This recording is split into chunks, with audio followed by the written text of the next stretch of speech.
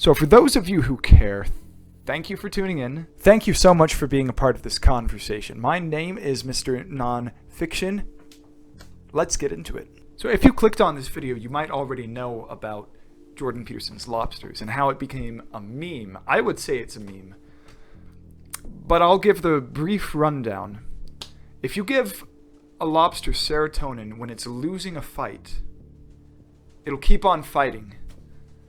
Because serotonin regulates status, and when you're high in serotonin, you feel like you're competent, and when you're low in serotonin, you feel like you're incompetent. And I don't mean to conflate the word status with the word competence, but we're giving status an operational definition based on what serotonin does to the brain. And when someone is high in serotonin, they do feel as if they're competent. TLDR, status and competence are different things, but they're related. They're part of the same neural system. The neural mechanism that regulates the perception of status is the same neural mechanism that regulates the perception of competence. Even though they're different things, they're located in proximity within the same neural system. It's like they're next door neighbors in a way. So here's the reason why this is so fascinating to me. It's because within the past 2 years or so, I have been asking the question, why do people care so much about their egos, right? And people's beliefs get all entangled with their egos, right? So, especially in politics, right? If someone's a liberal, if someone's a conservative, if you upset them by offending them, if you upset them by insulting their politician who they happen to like, it hurts their ego. Even though that person has nothing to do with their ego, it still somehow affects their ego. And I think that Jordan Peterson's Lobsters, of all things, actually offers the answer to this conundrum. In the same way that dopamine has often been associated with reward, mostly due to drugs like cocaine and meth, serotonin is associated with mood, right? So people take LSD and mushrooms, these serotonin agonists that increase serotonin. It lifts their mood and enables them to have psychedelic experiences. I don't think the serotonin itself causes them to hallucinate. I think that's another property of the drug.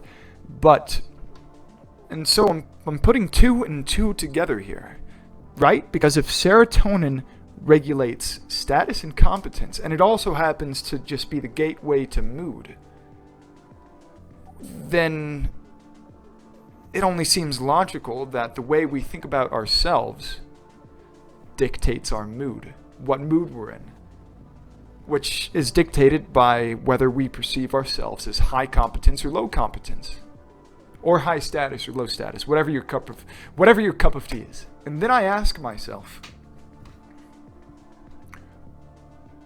why did humans evolve to be this way? Or maybe I should say, why did mammals evolve to be this way?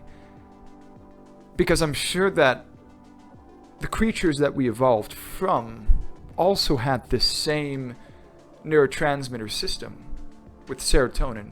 And that's why the lobsters are so significant, is because even when you go way down, when you go, I don't know about millions, but just a very many years ago back in the past, when there were essentially amphibians and no mammals, this serotonin system was still in place. And it was effective enough to work, and it worked well enough that mammals could evolve off of it.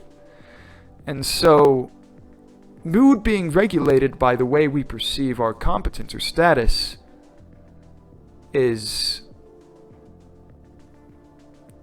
just crazy to think about. I don't know. What am I trying to say here?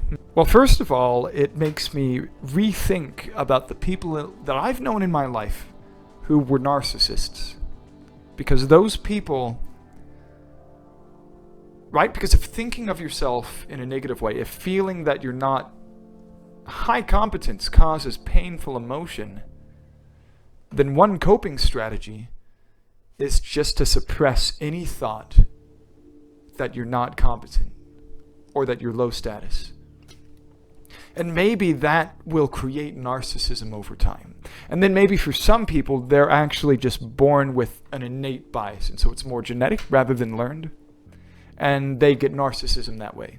On the flip side of this is depression, which is not the best condition to have because, well, depression is characterized by low sense of self, low self-esteem. I don't like that word, but I guess it's relevant here, low self-esteem.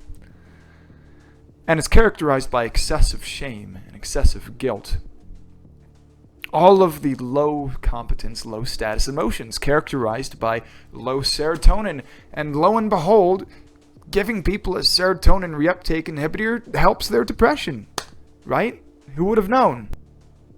My whole life I've pretty much always thought that the people that have the biggest egos are, pretty irrational. Okay, and it is irrational to have a big ego so much that you have to win every single game, that you can't be insulted, you get angry if someone says anything bad about you. But then I think about just the average person.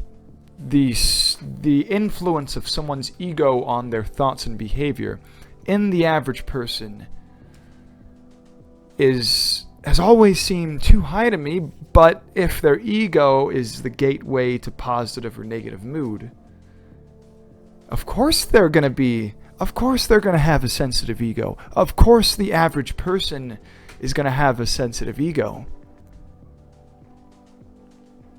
And so what does that mean about you, the viewer? I was going to say me, but you're not watching to hear about me. You're watching because you have an ego too. And you'd rather hear about yourself because your serotonin system, etc., etc.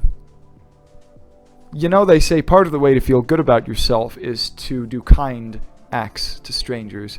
And you know what? You don't know me, so why don't you subscribe to my channel and maybe like the video and maybe comment and maybe share with your family and friends and everybody you know. Thank you.